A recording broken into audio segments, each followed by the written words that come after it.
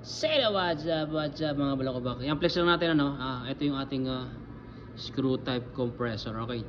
So, at kasi guys, napalit tayo ng bearing. Okay? Ito yung luma. Ayun oh, at kasi oh. Ito yung luma, medyo nag overheat na siya and then umikot na siya. Okay? So, pag bagong bearing, may kasama siyang ganito. Ito. Ayan. So dito yan.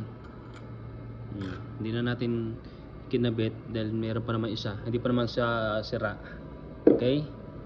Ayan o. Okay pa naman siya. Goods pa naman. Ayan. So problema lang ito. Yung ano natin. O-ring. Okay? So ayan. Sabi nila hindi daw nare-repair tong screw type. Okay? So pag nakompleto na natin bearing then start up na. Okay?